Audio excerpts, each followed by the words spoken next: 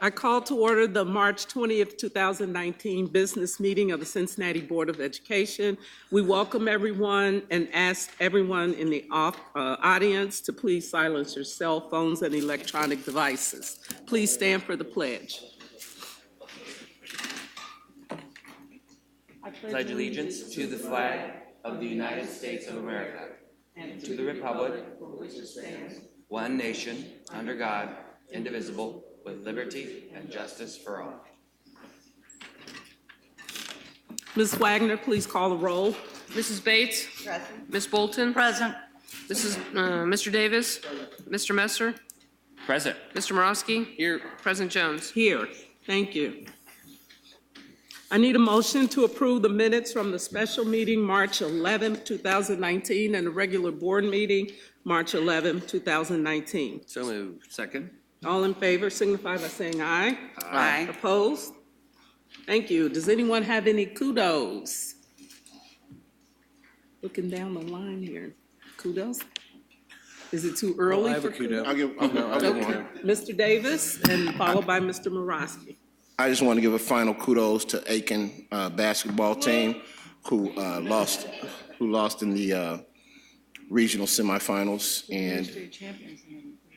and we're very excited about next year for basketball here in the CMAC. Thank you. Mr. Morosky.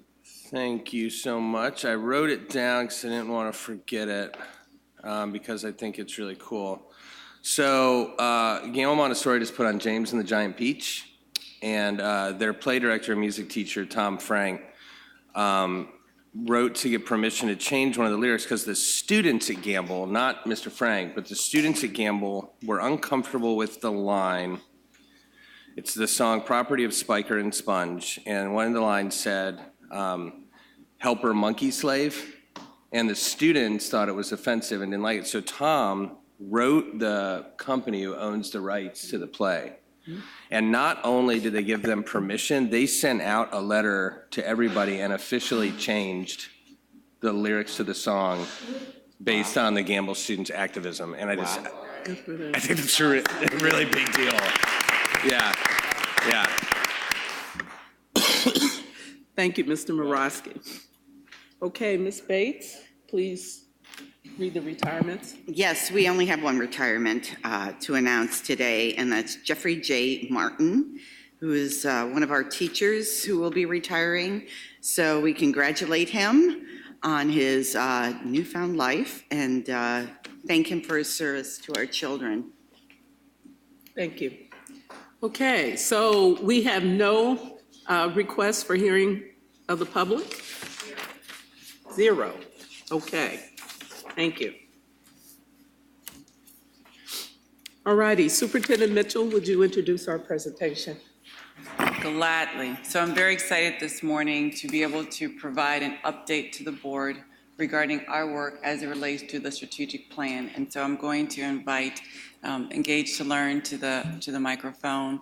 Mitzi Clark Richardson is from Engage to Learn, and she'll be providing our presentation along with Lauren Worley and myself. Thank you. Good morning. Good morning. I am really thrilled to be here to be able to interact with you and provide you with an update of our progress. So my name is Mitzi Clark Richardson. I am essentially the project manager of the whole strategic design process, and so my role is really to ensure that the process runs smoothly and that the outcomes of the process are exactly what you would like. Tracy Wallace is also with me, and she is a facilitator in the process as well. So I'll quickly go over our agenda, which is just an overview of our process, the timeline, our engagement opportunities. We're going to share the call to action and some cultural tenets, discuss the design process and goals, and then next steps in the process. So really quickly, just a little bit about Engage to Learn. We're really passionate about neighborhood public schools and wanting that to be the first choice for every family. The guiding principles of our design model is that we are really student focused. So as we facilitate, our process always relates back to how do we do the absolute best things for kids in CPS.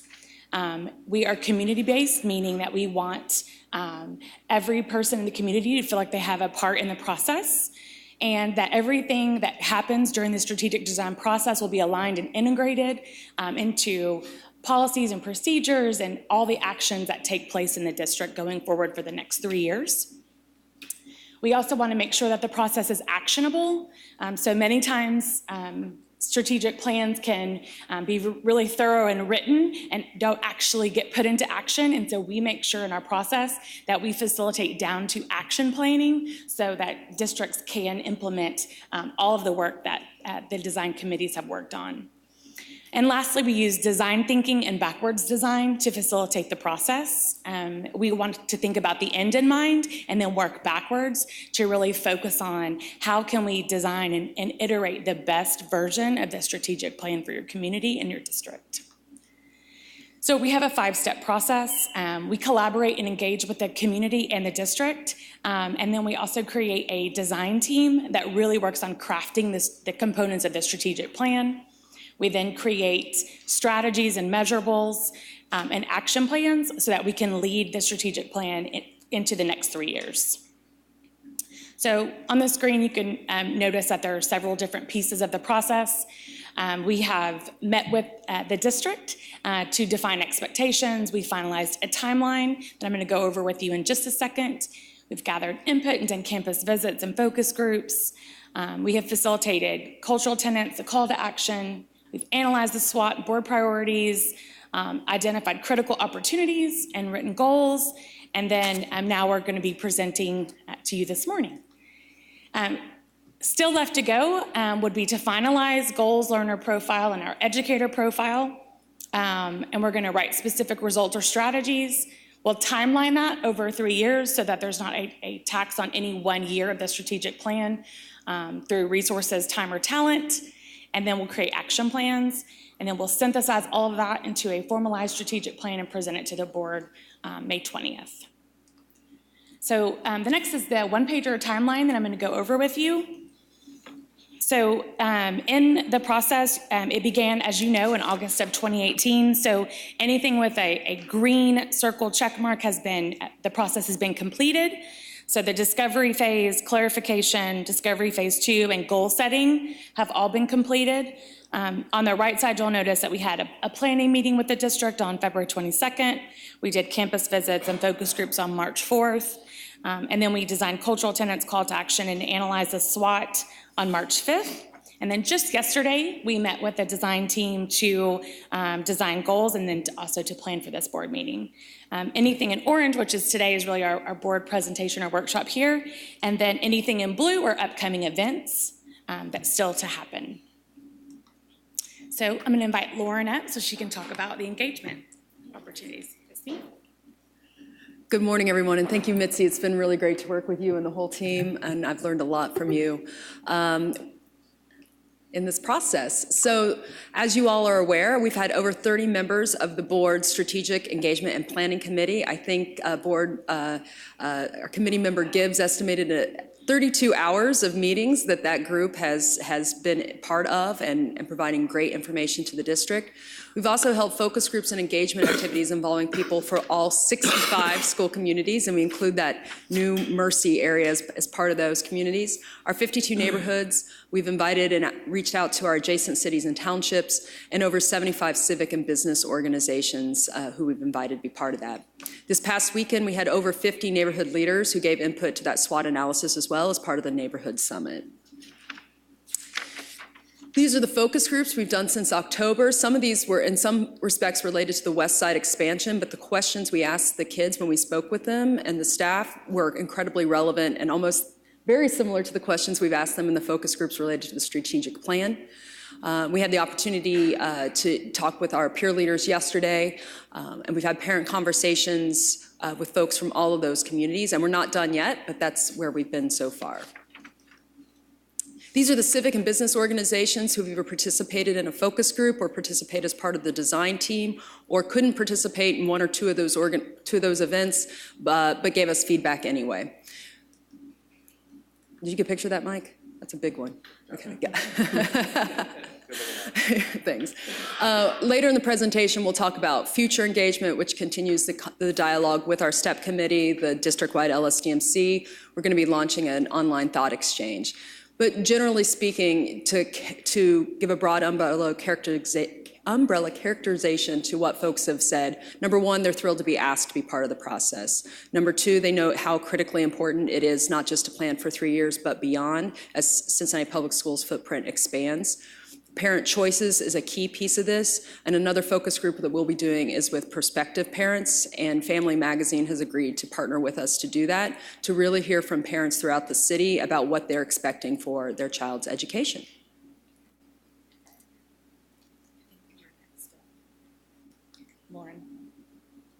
Lauren, I think you're still next.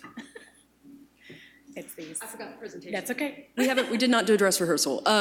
So the next part, one of the board's asks has been to, as part of the strategic planning process, also to give a refresh and update to the district's brand.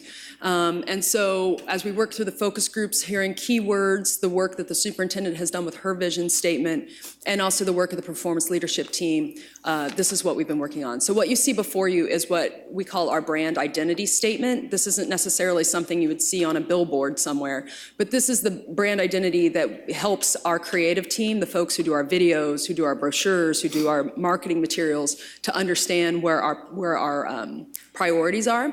So the words teach, learn, teach, engage, and create really come from a lot of the work that we've modeled off of GE and GE Aviation in terms of a lot of their mission statements. They build, power, move, and care. And so you can kind of see some of that reflection. The next part of the statement comes from the superintendent's vision. And we're going to be really incorporating a lot of destination language to help people think through a lot of things. One is that we want Cincinnati Public Schools to be a place of destination there. You want to send your kids. We also want this city to be a destination, a place where our kids have opportunities to grow. So you'll see a lot of that destination type language reflected in some of the branding updates. This is the call to action that our design team has created. I'll read it aloud. All Cincinnati Public Schools students are empowered through student voice, student-centered decision-making, and meaningful learning experiences that prepare them to be community and world influencers. You'll notice this call to action might be a little different than a mission statement or a vision statement you've seen elsewhere. The call to action in this design process is specifically focused on what we're going to do for our students. So it doesn't include parents, it doesn't include staff, it doesn't include community specifically, but how we envision all of our work culminating to support our students. And then part of our work was to create the cultural tenets. And the great news is Cincinnati Public Schools already has a great basis in this with our I Am CPS campaign. And so that's what we've built here. Our cultural tenets at Cincinnati Public Schools, we care by creating communities of kindness to support the whole child's academic and social emotional growth based on trust and respect in all relationships. And that reflects our desire to see that in how the staff works with one another, how we interact with the community, and certainly how we interact with our parents and students. We collaborate as educational innovators who inspire ingenuity and create safe, experiential educational environments for all. And again, you might say, well, where's all the staff in that? We really see that everyone, whether you're the communications director, the bus driver, the food service person, crossing guard, member of the board, as part of that educational innovators. We continuously improve to support our to support our growth and student achievement through better systems, student-centered decision-making, safety and security, and engagement with our students, staff, families, and community. And we commit to success by creating opportunities for staff to develop their careers and for our students to create their futures and pursue their passions, enrolled in higher education, enlisted in the military, and ultimately employed in their chosen pathway. So to sum that up, we're talking about our how, and our impact equals our impact. So our what is learning, teaching, connecting, engaging, experiencing. You might even have a couple other words that you want to put in there, but those are the words we heard resoundingly from the focus groups and the design team work. Our how is that we care, we collaborate, we continuously improve, and we're committed to success. And ultimately, what our impact is that we're preparing our students for life to be influencers. And that's, we talk a lot about preparing our students for life, but what are we preparing them for? We want our kids to leave Cincinnati Public Schools prepared to go to college or get a job or enlist, whatever they want to do, but to make a difference when they do it. Yeah, okay. I'm going to talk a little bit about the design team and our process there. We had a cross-section of stakeholders, so we had business and community leaders, staff, and so it was a great interaction with lots. You can see the pictures on there, like just people just collaborating and really getting into the work. And yesterday, I was actually able to facilitate, and it was a really amazing experience. We used design thinking in our process, and so we were able to take a look at the SWOT analysis that had already been done. So your district had already done a lot of work, so that made things a little bit easier. So we looked at that SWOT analysis. We looked at the engagement input, and we came up with critical opportunities. We analyzed those in addition to the amazing work that y'all did with the board priorities. And we went through lots of iterations and critique to be able to come up with goals that would drive the district. And Laura is going to be discussing the goals.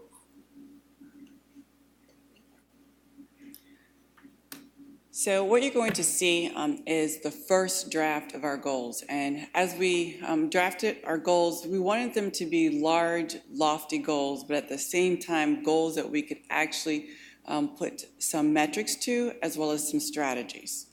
You'll also notice that the call to action significantly changed from the STEP meeting that took place in February or March, earlier in March, regarding what the work we had done. And so the feedback came to us loud and clear. We want bigger, we want more dynamic words. And so that's what was reflected in the new call to action. So under board priority, creating better systems, we will proactively establish and improve operational systems that are people-focused, data-driven, and efficient. The priorities that you gave us were phenomenal priorities. They were really great priorities. In many of the priorities, though, when you look at the description, there's a lot in the description. And so it was sometimes we had to really massage how we were going to include everything that you had in your description within the actual goal. We believe that as we build out the strategies, we'll be able to tease out all those components that you have within each description. Under community engagement and influence, we will listen to and learn from our audiences, frequently and intentionally communicating robustly and transparently with a consistent message. So you can see all the adverbs that we put in there to really try to get to your definition when you talk about community engagement and influence. Growth. We will intentionally expand CPS's enrollment, reflecting the rich diversity, culture, and aspirations of our neighborhoods. And we've already started to craft some of the strategies that will go along with this, again, to tease out the details of your description and definitions for each priority. Safety and security. We will keep the health, safety, and well-being of our students and staff at the forefront of everything we do. Student-centric decision-making. We will ensure equitable opportunities for students, which will impact their educational experience. We did add this piece, and we believe this is embedded within some of your priorities, but not necessarily called out explicitly. We felt very strongly, not only the staff members, but the community who were in the room, that we cannot do this work without authentically engaging our employees. And so we added this one, which is we will create a culture of excellence where our staff feels valued, empowered, and can flourish. We also added this student outcome, which is we will develop self-aware students who can articulate and act on how they will influence the world. So I think that The example that Board Member Morowski gave this morning regarding the Gamble students in terms of them identifying something that they didn't quite feel right about in a song reflects their influence, which is exactly what we want to happen for our young people. So we very intentionally inserted the word influence not only in this particular goal, but also within our call to action. Next steps. So Lauren is going to speak about community engagement next steps in just a minute, and I'm going to discuss next steps in our design work. So when we come back on April the 10th, we're going to finalize the goals. So there's going to be, as Laura mentioned, they were the first draft, so there's going to be some refinement. So we're going to work at those based on input. And so we'll also design strategies and think about how are we going to measure those strategies. And we'll also timeline those strategies out over 3 years so that we can ensure that there is equal representation in each year. We're not trying to do every single thing in the strategic plan in year one. And then again, as I mentioned before, we'll also do action planning so that we can ensure that the plan is actionable. I previewed a little of this already in terms of talking about the plan design and the brand refresh. So we are going to plan to launch the strategic plan at our annual community event that's scheduled for August 9th, 2019, location to be determined. Part of that work will be refreshing the CPS brand. And we have phases of that. So you'll see some changes and updates to the executive brand rolling out this summer, some updates to the district-wide brand, and then working through with our school and partners in October and beyond. We have a couple high priorities, which is our new schools, and getting them set with whether it's a new brand, logo, all the stuff that they need, parent back-to-school packets, and so forth. So we want to get them started off on the right foot, and then we'll continue to roll out with our high schools, then our Vision 2020 4.0 schools, and then go back to 1.0, 2.0, 3.0, because we've done some recent work with them. You'll see just some minor modifications to the letterhead and so forth. The Preparing Students for Life logo that you see here in front of you is something that we're going to continue to roll out, as well as department letterheads that emphasize Cincinnati Public Schools. As Mitzi knows, when you hear CPS, you might have different opinions. Some people think it's not Cincinnati Public Schools. So helping people have that identity. And then we talked a little bit about engagement. We currently have our parent survey open now. That's our Title I parent school climate survey that's open, but it's open to all parents. That's available online and being distributed to the schools and PTOs, and that's open till the 14th. We're meeting with the lead agencies to update them on the strategic plan on Friday, March 22nd. Our thought exchange is going to launch on April 1st, and that will be open to everyone, so students, families, prospective families, community members, staff. Our next budget hearing is scheduled for April 17th. We're going to continue to meet with those subcommittees of the STEP Engagement Committee and meet with some of our key community councils before April 23rd. That will be a dual message about the budget as well as the strategic plan work. And then we have the district-wide LSDMC scheduled for April 24th.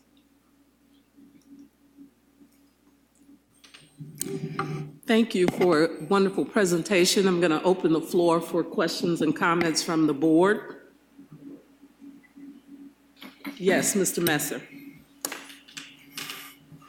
Thank you. This is, I think this is one of the most exciting things that has happened since I've joined the board. So I have a lot of comments. So I'm not sure if it makes sense to go through all of those here, or, you know, I think it's maybe things that I can just hand off.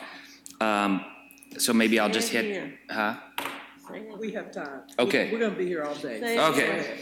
So I'll talk quickly and then I can give you all the details. So bullet number one, I think we have to go bigger, badder in the public awareness. And Lauren and I talked potentially about an op-ed that would just talk about how strategic, how thoughtful this district is being with your tax dollars to invest in the future of our city through our children. So I think that's part one. And then I think there is perhaps a smaller deck that those who are willing sitting here, and even those sitting here, can, within the next 30, 60 days, do a blitz of community councils, churches, really any organization that plays a role in our community, because if I weren't sitting in the seat, I don't know that I would know this is going on, and I feel pretty connected in the city. So I think that could be a really powerful feet in the street. And frankly, I think, you know, it's on all of us to be a part of that. Second, what I think is going to be really exciting about this plan, if we do it right, is to say, I've heard a lot, well, I heard CPS is really getting out of space. And I think that as we go forward with levies, et cetera, that while we may not be able to give specifics for 10 years, that we're saying, here's where we believe some initial investments need to be. And we've done that through work that we've partnered with the city. And when they say, city, did you work on this? Yes, we're projecting out and we're looking at where our population is growing. And together the schools have come to determine, you know, where these new schools will be needed, et cetera. So I think that helps us look like the fiscally responsible stewards of the taxpayer dollars that we are, but also helps to communicate to the neighborhoods that are hoping to have better, you know, closer accessibility because there might be gaps. I think that would be great. And on a side note of that public awareness, you know, is there a possibility that the back to school address could be at Gamble as kind of a launching new and fresh?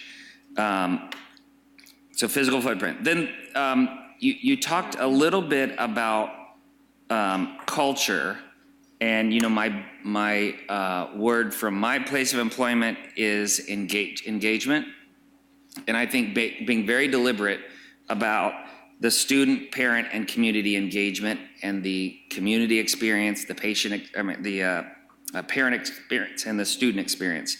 I, along with Ms. Wallace, visited a couple of schools yesterday. There was one amazing employee experience and one amazing student experience. To the point, as much as I love North Avondale Montessori, we have nothing on what's happening at Rockdale. And I almost thought, oh my gosh, maybe I should move south because of the student experience and how I saw those students sit up and how I saw those students look people in the eye and how I saw the teachers and the staff hugging kids when I went back to get something and they didn't even know I was coming through, and that was still going on. So how do we set what that expectation should look like so that we're ensuring that no matter what door you walk into as a parent, community member, or student, that experience is consistent. The next thing is, you know, I think it's great to really talk about how great our brand is, and being in sales and marketing. Our whole meeting last week was we also have to be competitive, because if we just keep talking about who we are, we're going to keep our same market share. So what is the competitive strategy? What's our messaging? You know, and all the stuff we do in branding, what do we put in there that shows that we're best in class? We provide options that no other choice that you could make will give you by coming to CPS. And I think we have to just blow that up. You get a very different set of options if you go to CPS versus a charter school, versus a parochial school. And I think we have to be very deliberate in how we're communicating that. And then we call it our claims, our brand claims. What can we claim? And being very specific. You get these specific options. You have the choice to do this. You have this. And then we support that with our data and our research and all those types of things. And I think as it relates to that, let's go to some of our healthcare or consumer packaging or whoever marketers to say, you do this every day. In fact, at P&G, they compete against Floors, two different brands selling laundry detergents. You know, they're waking up every day, how do I steal market share? And we should be doing that. And part of that is also, to the earlier point of just making sure that our branding is very clear of who is CPS and who is not. Number 5 on my list is really that fourth E. And I know we're talking about that fourth E. And I saw Mortar up here, and I heard a student yesterday who was gonna, when he got out into life, start his business, and it was gonna be a new and novel shoe brand. And so I think it's one thing to be employed, it's another to own and then employ others. And I think we have made a push to that already at CPS. And so would this plan push us in, through the strategic plan, into adding that more deliberately into our curriculum? Extracurricular, we saw an incredible arts program, athletic program presented at our last meeting. I sent a note to the superintendent to get the similar presentation to the arts. But what is bigger, badder, more incredible that we could be doing in those programs, and how will that be reflected in the plan? I want to be able to turn the TV on, and admittedly, I'm not the biggest sports fan watcher, but I sure watch to see which schools, and there's no reason why we shouldn't have best in class there. So what is our strategic plan got in it that creates those opportunities? And then with all these incredible arts institutions in Cincinnati, that's part of our historical foundation, how are we utilizing that to propel that program further than it is today? I think as far as getting to be that destination, SCPA is a destination. I've met people that moved to this city to get into that school. So what else could we be offering? And I think one of those things that I've talked to the superintendent about was, that I think a lot about given my career, is a complementary school, the School of the Life Sciences, where it is like your early path to healthcare, and which is nationwide, the fastest growing pool of jobs, and locally it's projected by our chamber. How do we just grab a hold of that and make sure that we're setting our children up for those jobs locally and around?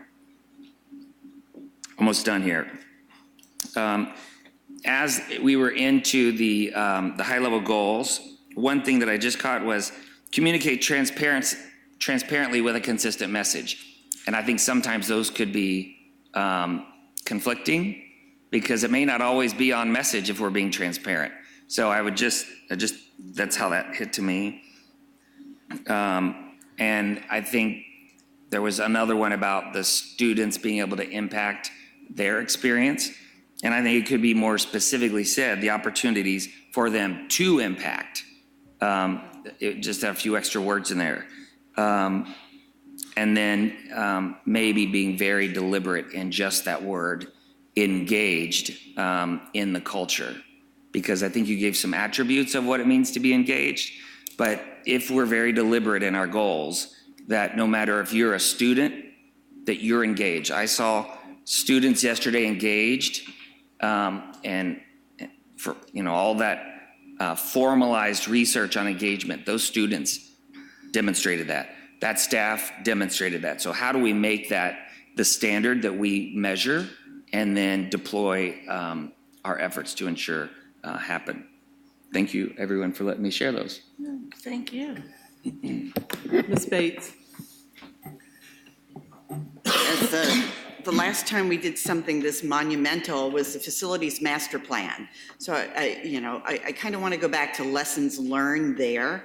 And I believe the biggest omission we made during the facilities master plan was not engaging the city around their economic development plan and their housing. And that's one of the big reasons why we have such an overcrowding issue on the west side of town. So that's an absolute must, is that we engage the city, the administration through working with the city manager, if you can get hold of him. I don't know if the new city manager is a little more receptive to our superintendent's phone calls than the past one. We hope he is. And also by by the board going to council meetings and actually presenting, asking to get on their agenda and letting them know what we're doing, because this is so crucial that we make that connection between what the city's doing in economic development and very much in particular with housing, just as kind of an example, I'm kind of looking at real estate, with my kids, because they're getting to the point in their lives where they want to settle down and, do grown-up stuff. And the houses in Pleasant Ridge, they don't list Cincinnati Public Schools as their school district. They list Pleasant Ridge Montessori as their neighborhood school. I mean, we are getting to that point where people are looking at at property with the neighborhood schools. So the emphasis on neighborhood schools is really important, but also working with the realtors, Rockdale's a good example. That I'm sure that in Avondale, in the Avondale and Clifton, they're not listing Rockdale, the realtors aren't, as their neighborhood school, because they just don't know, The other thing I wanted to point out, as far as the engagement, we're going to be, the races this fall, the political races are all going to be about the schools. We're going to have 2 school board races. We're going to have a levy on the ballot, I'm sure. And we're going to have people out there vying for attention, saying whatever at all the community council meetings. So we absolutely have to have a presence at all the community council meetings. And I'm talking about, those of us, well, some of you are running, but those of us who aren't running, the superintendent, the treasurer, Lauren, recognizable people in our district saying, this is really what's happening, not what people want to do or what they want to bash or what they can do better, but this is actually what's going on. And we have to control that conversation in the summer and the fall around this whole issue. So hopefully that gives you, it's a little bit of a historical perspective there, but we actually, we have to learn through what we've gone through before. And I believe that's where we really need to increase our efforts. Thank you. Other questions or comments before Mr. Morosky, did you have a comment? Okay. Ms. Bolton. Thank you so much for the presentation, and thanks for the work. I have some specific things, and then I have some out there things. One's very specific thing on the last or next to last slide. You talked about the meetings that are coming up. I think I might have missed when the STEP committee itself is reconvening in April. And is it 20-something, or I don't know if that was on the slide. I added the subcommittees, but yes, we meet with this at 4 p.m. on the 23rd with the STEP committee after the design team. Yes, so if you can make sure that slide gets changed so nobody thinks it's some sort of whatever change. I really support what everybody else has said, which is usually the truth, and in agreeing. But I have a couple of things that I particularly liked. When you did the March meeting with the STEP committee, 3 things. One is, I'm so glad you've changed the call to action or evolved it. That wasn't the one you were going to use. It was first stab or whatever. But this call to action is much better, and I think people would be more supportive of it. I also liked the idea of the bigger the better that Mr. Messer mentioned, but also somewhere there has to be some sort of thoughtfulness message, that this is not on the seat of our, pants or what have you. And then some reference also from that March meeting, the 2 sentences that emerged were, for me, first choice. Because it was there was like a sentence, and it wasn't a question, but it was somehow, how can we be your first choice, talking to the community. And then the other was, I think, internal. It said, I think it's a thing that Engage to Learn asks, which is, what don't we have the capacity to do now? And I think both of those are big things to focus on, because we are, at least market share, we are the first choice. But we want to really remain that. I'm not hearing, I like the emphasis on creative and competitive. I think Mr. Messer mentioned that. Best in class, that's sort of that first choice approach. But I didn't hear too much about career. And I know that'll come in the detail, but somehow that has to be a broad message early. We can't just rely on people reading page 37 of this report and not, in order to see the word career. I'm concerned about Prepared for Life, because Prepared for Life has been up on that ceiling out in the hallway for the 12 years I've been on the board. It's something about Prepared for Life. It's like a poster, or was it, hopefully maybe in the repainting we got rid of it, but to me, that still is, some of the parochial schools use it with a different verb, assuming less responsibility. Because we used to say prepared for life, and then I think they started saying preparing makes it a little bit less cumbersome for us. But that seems old to me. And I know it's what we want to do, and that speaks to the ease, but somehow that's throughout Hamilton County in the public and parochial system. And we all know how I feel about the logo, so that's neither here nor said. And when we talk about aligning with the city, as Ms. Bates mentioned, there are all these other communities we have to align with or be exposed with, as you've done that in the engagement. It's not just about the city of Cincinnati. Actually, if we had better relationships with the city of Cincinnati during the FMP, we could have built 4 more schools because of the charges that they laid on us as we built the schools. So, yeah, seeking a better relationship with them would be helpful. On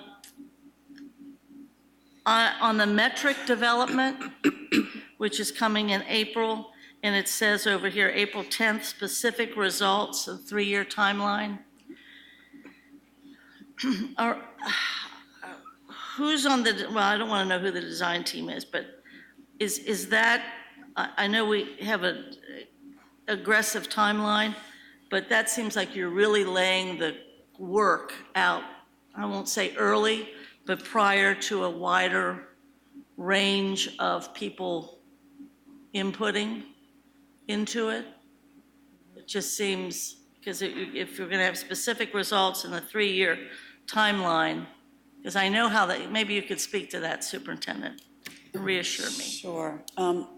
So 2 things come to mind in response to your question or comment. First is that as we have been developing the goals, we've been also thinking at the same time, keeping the mind and in, how are we going to measure this? So that the goals that were written aligned to the priorities are actually measurable. And so we've been thinking about that work all along. And so I don't think it's that we're going to wait until April to really lay out those measures. We're constantly thinking about it. The second thing is, so we are being deliberate and intentional about that work. But the second thing is that we are also, quite honestly, trying to meet a pretty tight timeline. And so, our promise was that by today we would deliver a call to action to you along with some goals. And so we're trying to, along with what Board Member Vice President Messer always says, red, yellow, green, where are we on a scorecard in terms of work towards getting this plan done?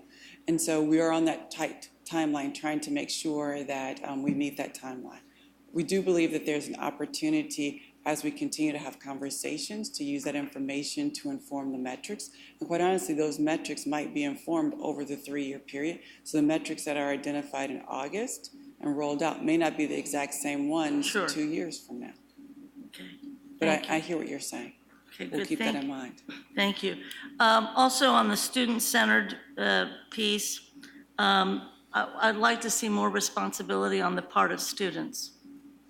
It sounds like we're doing something to and for them.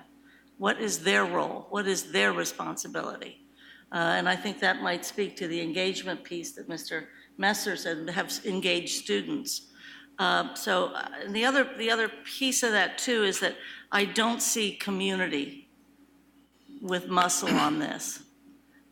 by focusing so much on the students, which is the single most important thing, we are diminishing, I think, the community's ownership of our district and our schools. And I think it's been our weakness, at least the 12 years I've been on the board. And I want to see more of a muscular approach to the community, because it almost seems like they're kind of a second feature. May I speak to that? Please. The community engagement board priority, that specific goal, one of the words it says we will listen to. So a strategy that will probably flesh out will be specific to, whether it's, community engagement or community partnerships, something to that effect, where there will be a strategy based around that within that board priority. It's not explicit in the goal, but they're in draft form, so we may need to massage and do some work around that. It would be great if it were more explicit. Okay. Again, people are not going to read the whole thing, and I know we're not making a big one. Yes. And, whatever, but it just, again, it shows where we've been weak for a long time. And again, the emphasis on the students at first is great, but they have a responsibility for the community. I think a victory is the word neighborhood appearing anywhere in here, and maybe that can also kind of jazz up the whole community involvement and community engagement piece. I am concerned, and I'll try not to take too much more, but this is a great opportunity. I'm not seeing, just like I was worried about community, I'm not seeing the role and the influence and the vision or mission or goals of the school board. The priorities to which you're speaking and designing properly this whole strategic plan are the priorities we came up with in our retreat. Those are the priorities guiding the strategic plan. But there will have to be, unless it's time to get rid of this, there has to be some emphasis here that this is the greater vision or mission, or at least some reference. It's 5 years old. It might be time to look at it, but we were kind of happy with that. I hear what Board Member Bolton is saying, but I want to remind the board, because what I'm picking up, all of this feedback that you're getting are all in the weeds kind of stuff. And so I'm seeing this as a framework, a big framework that outlines sort of the major tenets. It's not all the stuff that we're talking about, which is the meat of it, which has to go in it through the planning piece. So I support what they're saying, but again, and that's, if I'm wrong, tell me that. But I think what you're giving us today is just a broad scope view. Is that correct? Yes. The how-tos and the metrics and all that are to follow. I want Ms. Bolton to finish her statement. So you have a brief comment? Yeah, I was just going to say, if I were in your shoes, which I have been, leading initiatives like this, I'd much rather get the requirements now versus you do the work and it's like, okay, here's our work in June, and it's like, ruh-roh. So, I think there's a good balance there of just, because I think the charter had this much, but we each represent different stakeholder groups and come with different experiences and that type of thing. And, it's good, to kind of get some of those input, and by all means, it truly is just that. And you could say those things aren't important, but it's just those things that are kind of on my mind that maybe help shape the work before it's too late. Yeah, and I'm just saying, yeah, I think the feedback, I think it is important for us to hear it, for us to respond to it. I'm just saying that I think we still have a lot more work to do. And that, we're giving the feedback because we're wanting it to be a little more meatier so we can see it. But I do believe that in a short period of time, I mean, we're pretty aggressive with this, short period of time, we'll see and be able to kind of latch on to some of what I think the board is saying. Ms. Bolton, go ahead. Okay, thank you. And I would second it. Better you hear it now than the next time according to the schedule, the next time we're convened to do this is in May, and we're not sure about the date. And my concept here is share now rather than pardon my language, bitch about it when you show us something more. I ask a And I clarifying- think that's helpful, hopefully, but a couple other things. Yes? Can I ask a clarifying question? I apologize for the interruption. So do you want a goal written around the board? No, I just want to have the presence of the community's representatives somehow in this. And somehow, unless we're not going to do these were the guidelines for the priorities that we created. The priorities came of that retreat, and they're absolutely dead on. We did great work that day, and very much appreciated. I'm just saying the larger, broader vision piece there has to be a presence of these bigger, like the choice piece and the great piece. It speaks to the competitiveness, speaks to the energy that we want to see. So I think it could be a forward. I'm just saying, to the point that the community seems a little bit less muscular than it should, so too does the board's vision mission. Like CPS is the tenets are there, the superintendent's vision mission, the priorities, all those seem, I think, embedded in the work.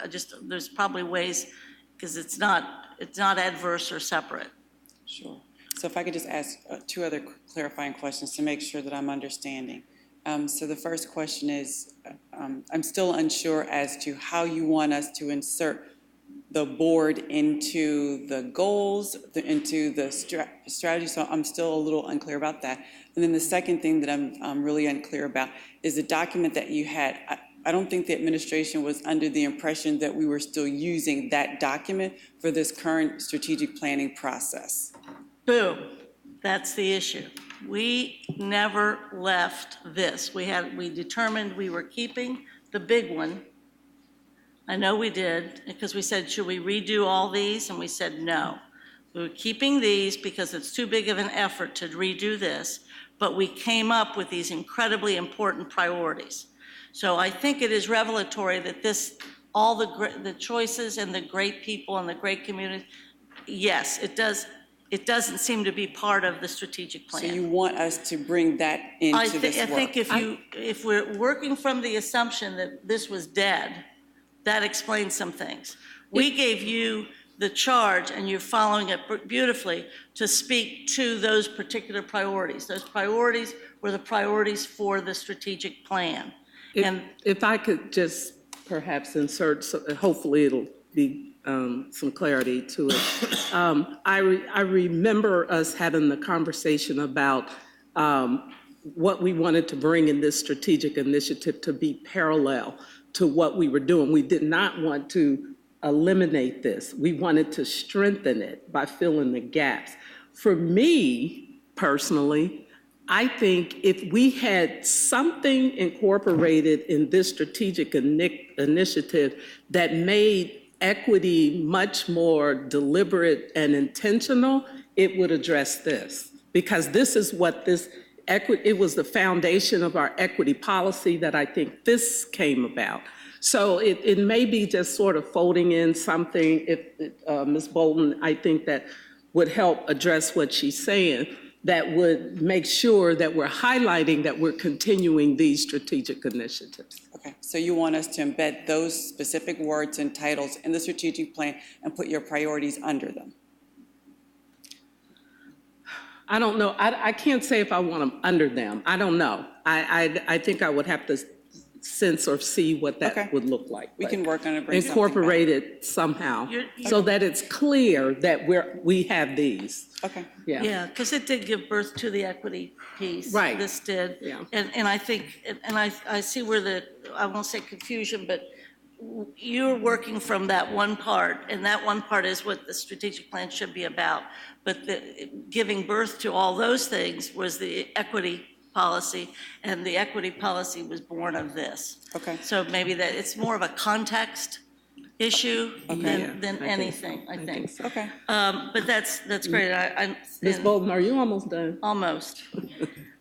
Board priorities, we got that. Well, we found out they weren't aware that we're using this. So I think, and that's good. I would say on May 20th, when you have one date there, it's very possible that that May 20th would be the 5-year forecast, possibly a renewal vote, if we can accelerate that vote. And I think that makes perfect sense. I think that actually shows more of the thoughtfulness and the planning effort. So I think that's great. I think I got that done. So anticipating that as an effort to put it all together, that you're going to have a renewal vote, a 5-year forecast, and probably, obviously, this effort regarding our strategic plan. Thank you. Okay, thank you. Mr. Davis, I think you had a comment. Yes, ma'am. You gonna take an hour or two? No, ma'am. Okay. But I will say that Ms. I Bolton. did not speak any longer than Mr. Messer. I was Well, about to you're say right. that. And I was so about to say that. oh, God love you. I will say that Ms. Go ahead, Bolton Mr. Davis. did not take any more time than our Baptist preacher, Mr. Messer. There you go. I was raised Baptist, thank you. Go He's ahead, a Mr. Hoosier. Davis. I love you all very, very much.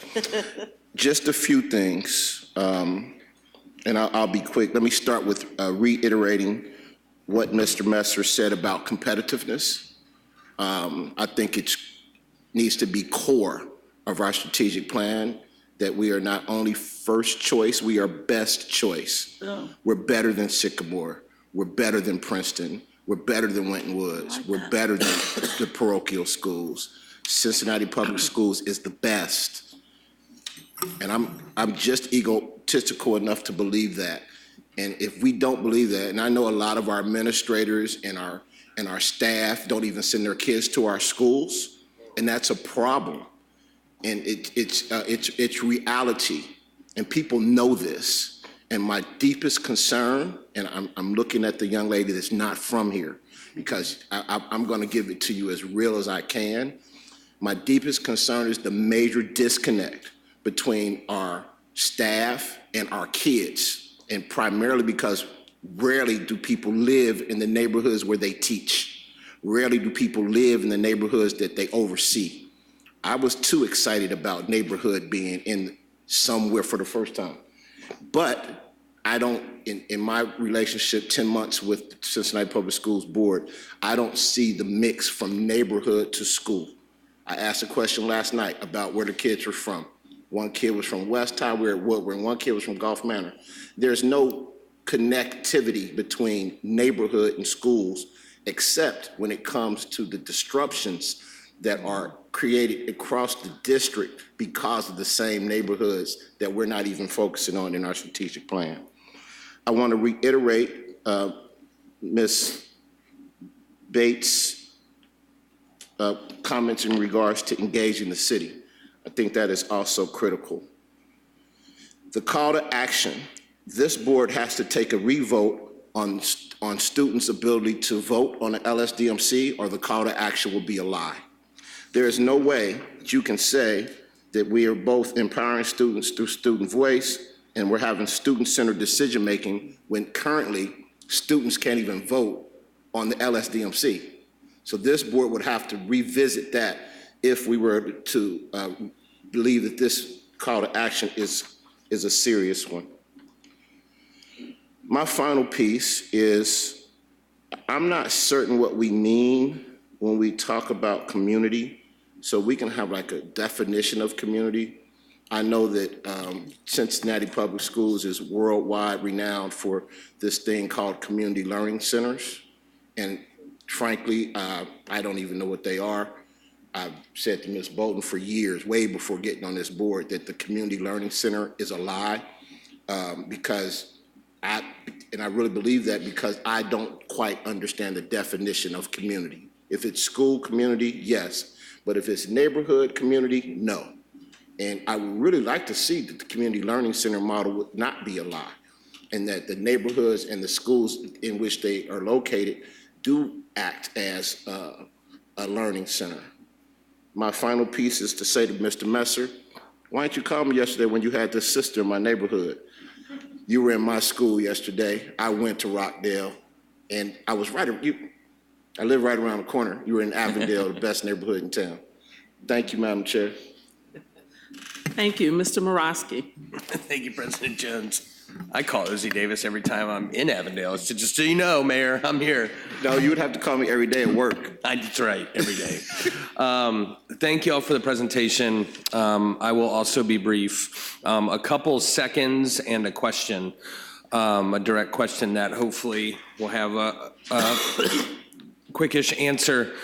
So I want to call out two things that Board Member Messer brought up and that Ozzie Davis already seconded. So I'll be the third to add my voice to this. I think it's important, is that piece about being better. I have extensive history with the Catholic schools in this area, and I went to Catholic schools, and literally probably every week I end up coming home and talking to my wife about how I feel I got cheated in my education. And she also grew up in this city and went to Catholic schools, and I tell her about the things I see in CPS. Our schools are better. And I think we need to be, maybe bullish is a little strong, but proud of that, and maybe bullish about it in talking with the community. The things that we offer are literally not capable of even being offered in some other school systems. So I think we need to not be afraid of that and to use Mr. Davis's word, competitive. The second thing I want to be pretty adamant about from Mr. Messer, from his list, was getting the word out intentionally and not just sort of word of mouth, but maybe creating a community council list. I know I would be willing to take my share and go speak at community councils with an abbreviated deck even. I know that between the six of us sitting up here, we could get time at every community council on an official agenda, 20, 30 minutes even for Q&A. That would not be difficult for us to do. Thirdly, I was going to bring up, and President Jones commented on it briefly, so I'll just kind of be a little more direct. I know equity is in all of this. Seeing it called out explicitly, I think, would be helpful in some of the language. Again, I know it's guiding this process, and the neighborhood school piece, again, to Board Member Davis's point, coming up over and over speaks to that. So maybe just calling it out very clearly, as others in the city, again, are talking a lot about equity. We are doing our best to live it. We're not printing reports. We're creating entire schools. And I think we also need to be kind of bullish and proud of that as well. Lastly, direct question. Are we changing the hand logo? Please. So there is great interest in changing it. Yes. As Lauren Worley can explain, it isn't something that you can literally do overnight. And so the logo is on every building, on every, I mean, it's all throughout the district. And so it's going to be some time before we can make that change throughout the entire district. But I'll let Lauren explain it better than I can. Yes. Okay. Awesome. Appreciate it. Okay. Well, first of all, I think I speak on behalf of the board in saying and thanking you for the presentation. A lot of work went into this. A lot of good ideas, a lot of people involved. This is what we asked for. And so the feedback that I think the board has given are things that are so important to all of us. And I think everybody wants to be assured that this is really, really gonna, even though we do, as Mr. Davis says, we are the best and we do stand as the best, we wanna make sure people know that. And so I think the strength of this and the power of this, I think, is what folks are trying to read. So thank you so much for the presentation. Thank you.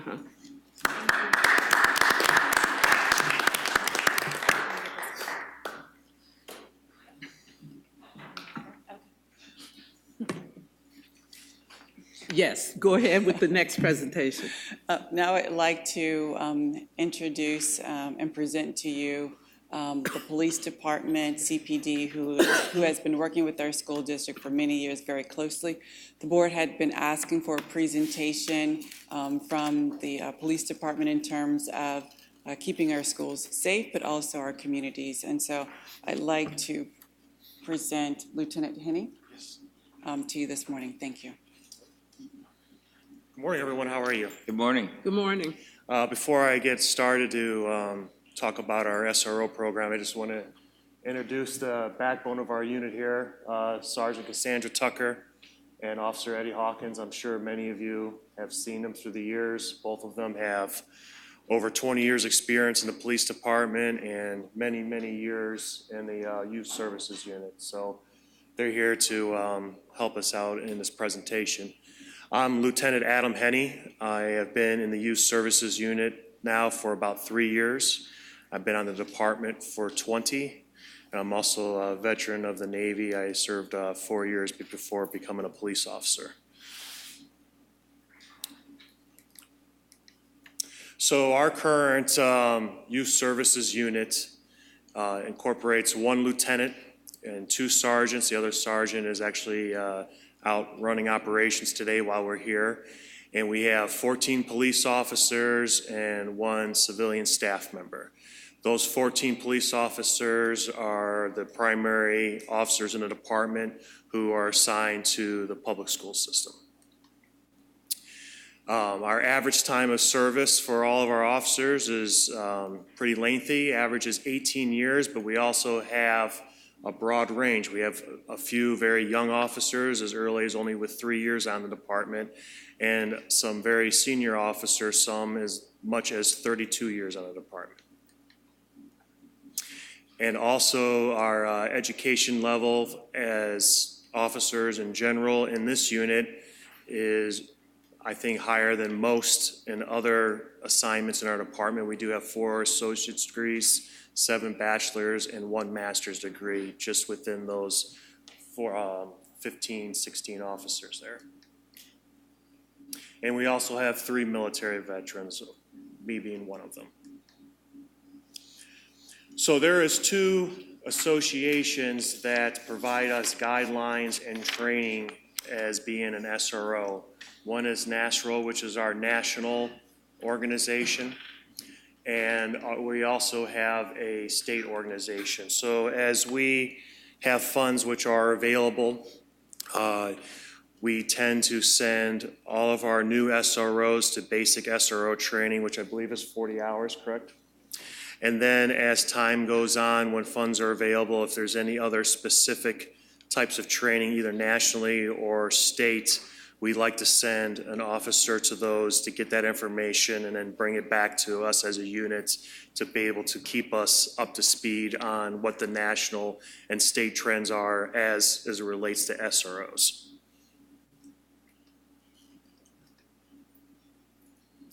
So we're very unique here in Cincinnati. I believe we figured this out very early on, how important it is to have officers in our schools.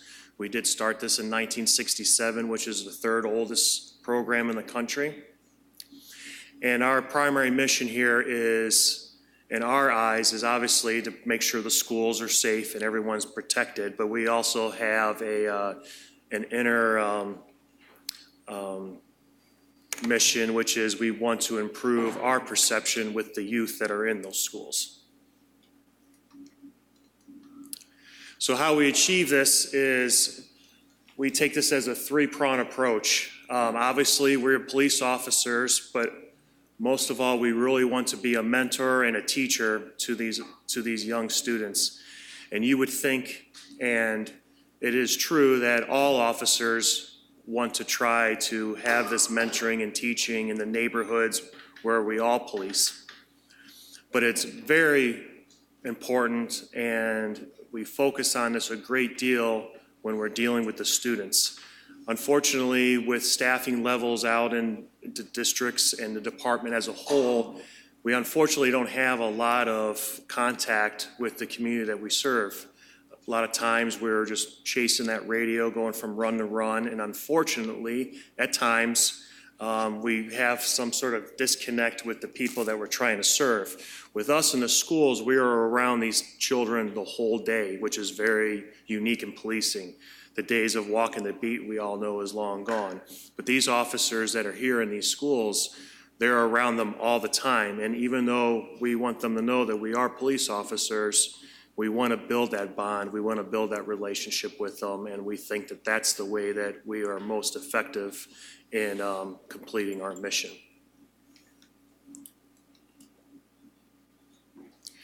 So when dealing with juveniles, you have to remember that obviously there's a process that we go through to be police officers, but anytime we have special assignments, that is a selection. You're not just assigned to units such as ours. So you actually want to be here, you want to be involved, you want to be engaged with these kids. This isn't something that the chief just walks up to you and says, Adam, you're going to be a school resource officer, show up to the office on Monday.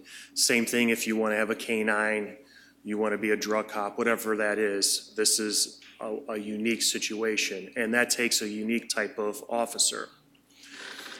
So these are the officers that really want to spend the time with these kids and really want to engage into these schools and these after-school activities. Now, speaking of that, we always hear of this dreaded school-to-prison pipeline. And there's always this argument that always people will bring up to me about, well, these officers are in these schools. Isn't that just another avenue of arresting young people and getting them into the criminal justice system?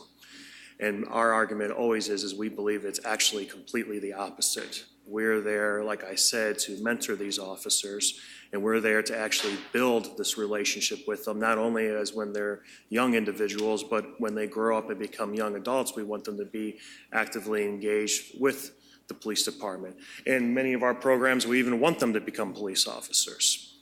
But additionally into this concept, I would like to stress, and we're going to talk about it just briefly for a few minutes, that we actually have directives from the police chief through our policies and procedures that we actually have to take the lowest level of enforcement action that we can possibly do in order to get the results that we're looking for. So we'll talk about each one of these just real briefly, but I just want to show them to you. So as you can see, this is kind of like the step process we go through. Anytime we're dealing with a juvenile, specifically in the schools, through our heads, this is what we're thinking of. Are we thinking of, is just mentoring, bringing the child? And I apologize, I didn't know you were going to have such a small screen, or I would have had these things blown up for you.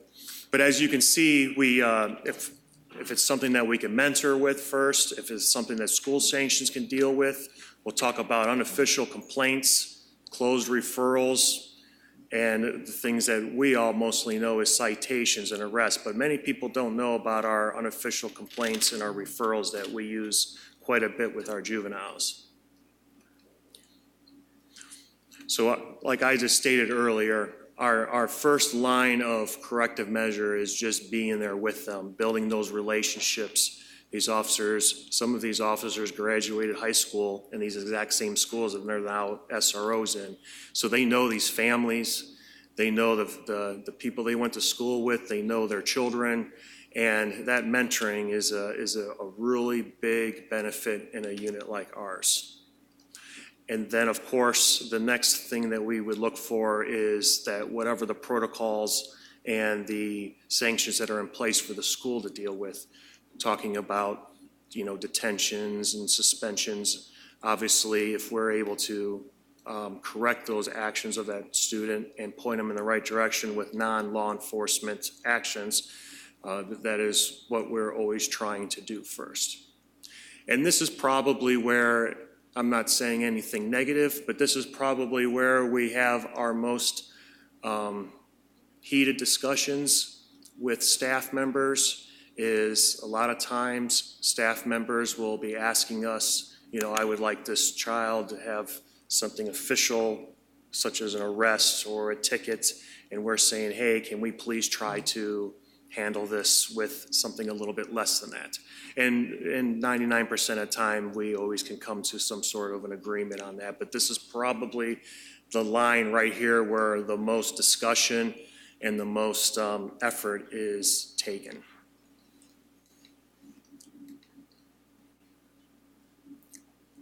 So we have, before we get involved in citations or arrests, we have a few other options that are available to us that is specific for juveniles alone.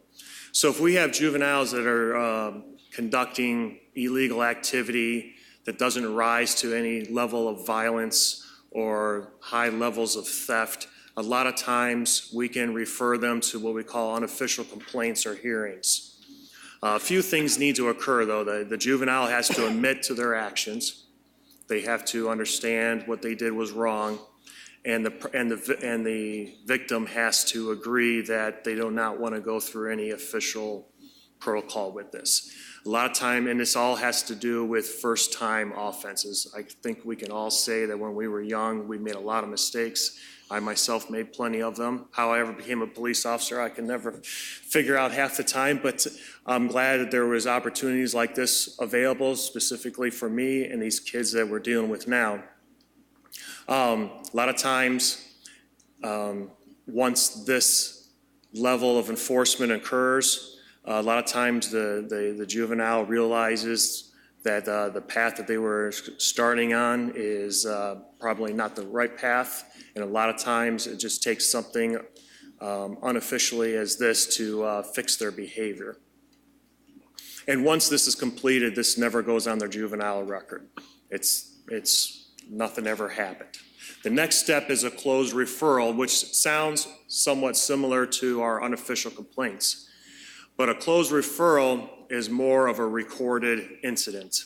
So what this is going to do is say, hey, this juvenile committed such and such act, and if they come across any other law enforcement that has to decide, am I going to give this kid a break or do I need to take something a little bit more official, this is going to be documented on their juvenile record that they've already received this break and that maybe more enforcement is necessary to correct that action.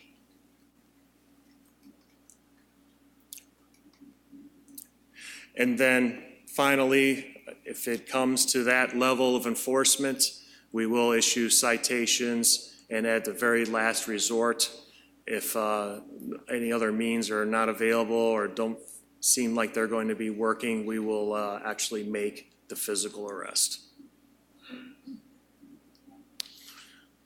So before I conclude here, I just wanted to, I know this is in the public, so I wanted to try to promote and try to get some applicants for some of our current programs we have going on right now. If some of you aren't aware, we do have a summer cadet program, and we hire part-time 40 young individuals who are actually employed by the Cincinnati Police Department. It's 10 weeks. It's going to run June 3rd through August 9th. It's 6 hours a day, and we pay them $10.44 an hour. And what these cadets, what we're trying to instill in them is, these are mostly young individuals who are thinking about a career in law enforcement. We do have, I think, Eddie, if you can just briefly say our specific guidelines on who can apply and economic criteria and things like that. So the young people have to be 16, 18 years old. They cannot be more than 6 months removed from high school. Can he come up to the sure. mic? We're live streaming, so we want folks to hear you. I'm sorry. They have to be between 16 and 18 years old. They cannot be more than 6 months removed from high school. There is a interview process that they have to go through. There's several things that they have to get done in order to qualify for the cadet program. It is part of the Cincinnati, City of Cincinnati's Youth to Work program, so we work in partnership with the fire department, Artworks, and several other entities in employing these young people. They employ roughly close to 400 young people over the summer.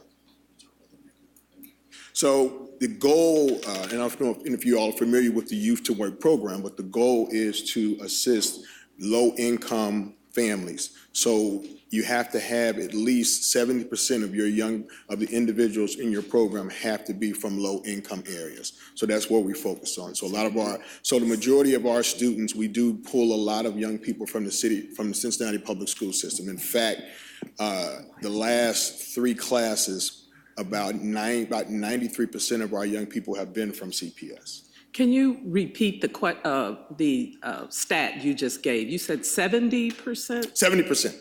Okay. Thank you.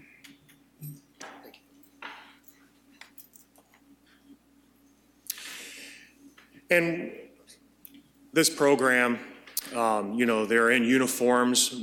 We do a lot of military drill, physical fitness, a lot of education. But the biggest thing that we have these young individuals involved in is community engagement.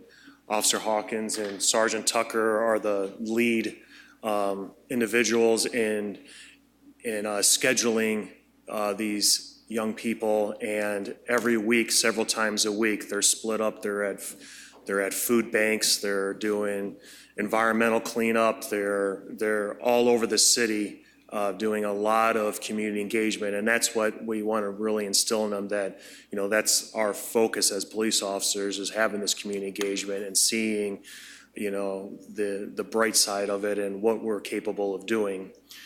And I think this will be my third cadet program that I've been involved with, and I cannot tell you how impressed that I am with these officers here that have set this program out. These young individuals, when they come in, they're so nervous, they're so scared. You think they're joining the service, but they're so excited.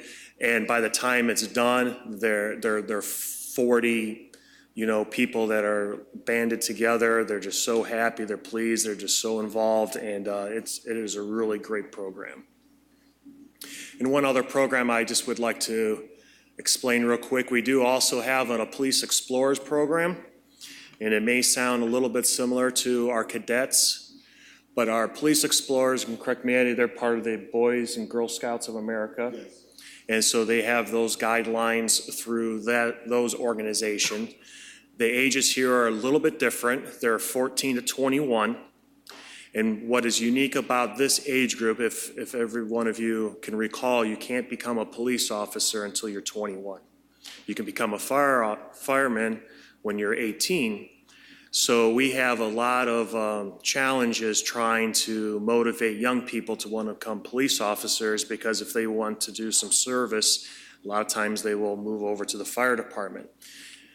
This is currently, as of right now, our big program that has kids and young adults that leads right up to 21. So they can be involved in this program and then apply and become a police officer.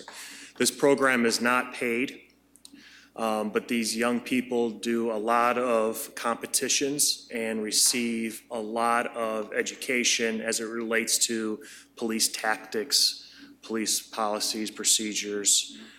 They travel locally and nationally for these competitions, anywhere from how to conduct traffic stops, building searches of vehicles, cars. So it's a really great combination of also learning what we do, but also that camaraderie amongst them.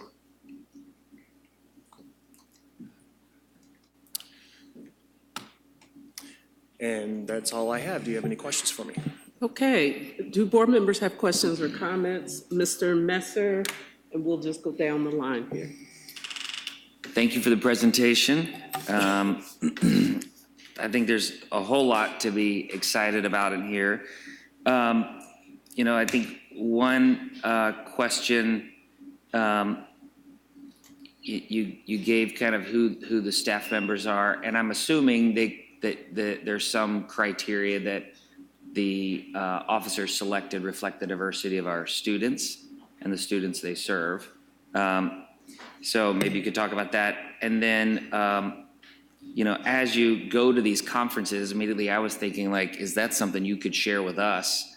Because I know this is a question that I get periodically. And, I think there's an unintended consequences of this program. And obviously it's been around for a long time, but in working with a friend, Dee Dee Hoskins, we were talking a couple of weeks ago about kind of the president's program where there have been some early release from the prison system. And there is a point system that they ask those individuals, I don't know if you know about this, and it asked them what's the youngest age that they had interactions with police of any kind. Well, many of those individuals will report, well, in my school. well, that almost excludes them because there's so much points attached to that. I'd be very curious if that's something that you've encountered or were aware of, and maybe if there's some things that we could kind of look at there. Also, I think about these 93% of the 40 cadets that are in the summer program. Do we engage them in any way when they come back into our buildings? Because I think I've seen some examples of where schools have done this peer-to-peer type coaching and counseling as kind of a preemptive step before they would engage with law enforcement. So I wonder if that group could play a role there. And then maybe the same thing goes with that Police Explorers program. You know, is there a way to engage them as well in their buildings? I think it's an incredible leadership opportunity, especially having two little ones in my household who I'd love it if they wear your uniform. They talk about it every day. So is there a way that we can begin that leadership early? I believe the first question was about a point system. I apologize, I don't know anything about the current president's programs of early, I'd have to research that. But as it relates to the cadets, there is a great deal of contact after the program. And during the program, a lot of times when these programs are occurring, we have sporting events at the schools. And many times these cadets will be paid to actually be one of our ambassadors and wear that uniform and go to the school and work with us and engage with the students. And I can't tell you how many times I've had, they would bring 10 students over to me and say, hey, Lieutenant Henney, this is whoever, they just saw me in this uniform, they want to know more about this program. And yes, so there is a lot of engagement with that, and it's throughout the season. All of these officers, so when we transition from the SROs into our summer programs, a lot of our SROs are in the rec centers where the kids are at for their day programs. We go to parks to deal with, help the reliefs with the influx of children that are in the parks and engage with them. These officers get to learn all of these, or the majority of these students, and specifically these cadets, so they are engaged with them all year round. Ms. Bates? Yes, I think that you are right on with the development of relationships with the students. I mean, that's the first line of school safety, I believe, is to make sure that the adults, and in particular the SROs, have good relationships and earn the trust of the students too, so that they do come to you when they have safety concerns. I am not a big fan of metal detectors. I know that's the policy and procedure of this district, but to me, I mean, at City Hall, they have somebody manning the metal detectors all day. We have our metal detectors going in the morning and then put them away. So, if anybody has half a notion to bring a gun in, they're sure not going to go through the metal detectors in the morning anyway. So I guess my question is, and maybe this is to the administration, that we work, are we working with our SROs directly when we develop policies and procedures around safety? Because I'm sure that, your input would be very valuable. I just don't know if there's direct influence. So to answer that question, if I may, without getting into protocols and speaking about specific security measures, but the short answer to that question is yes, we have a very strong working relationship, and specifically with the security staff and management, and we are constantly speaking and trying to always improve the safety of the schools. Thank you. Mr. Davis? Thank you. Hall, so baby. Sergeant Tucker, how are you? I love y'all. Y'all already know that. Like, this for me is like surreal, because I mean, I've done so much work with you guys that I know what you do. Lieutenant Henney, if I was taking notes and not really paying attention, I heard you. I heard everything you did. But more importantly, I feel your officers in our buildings all the time. So I want to thank you for your work. My question is more probably a comment to administration and a question for you in regards to after school.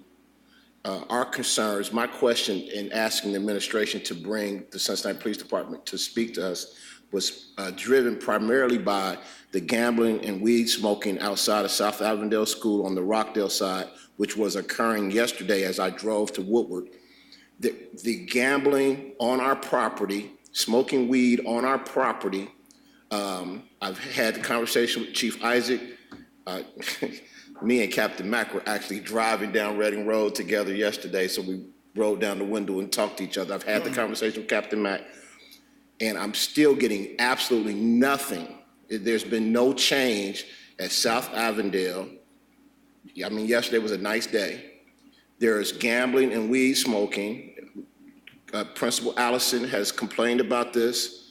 We're getting no change, and I don't know what we can do. I know this is not an SRO problem in particular, but this is the issue that we're having, at least at one place. I can't talk about every place, but at South Avondale, the gambling and smoking of weed on the, what's that, north, on the north side of the building, in the circle on Rockdale Avenue, it needs to be addressed. And I don't know if we need to get a report from police. I mean, maybe that would be a good idea if we could have a report on criminal incidents by our 65 building addresses, because that might be able to give us some look at what the safety around our buildings are.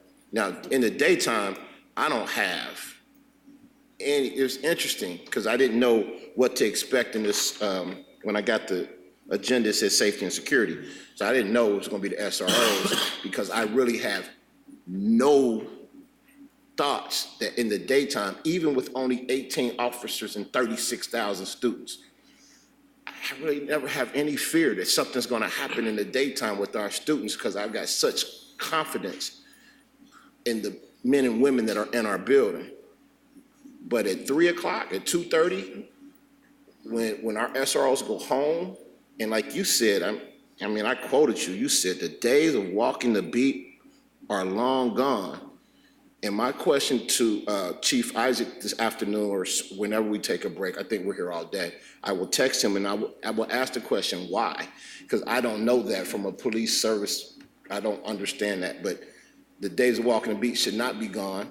And that's the question that I'm asking. It's not during the school day.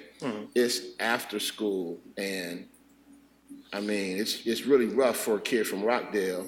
And Ryan talked about how great Rockdale's doing, but that kid has to walk from Rockdale through Bernard and Rockdale, through all that litter, through all them drug dealers. And it's rough when I don't really see police interaction.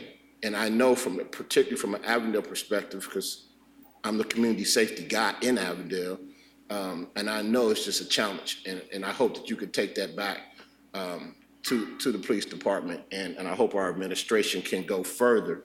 I'm looking at Scott, go further than bringing me SROs when we have a real safety problem in our district.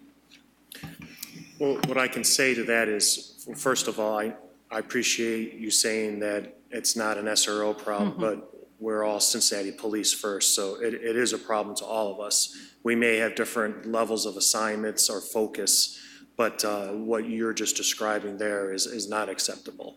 So there's like you just said, I know you're engaged with Captain Mack and Chief Isaac, but whenever it's appropriate, if you can get my information from Superintendent Mitchell and email me those specific things you just said, I think we can come out with a basic outline to address those concerns that you have.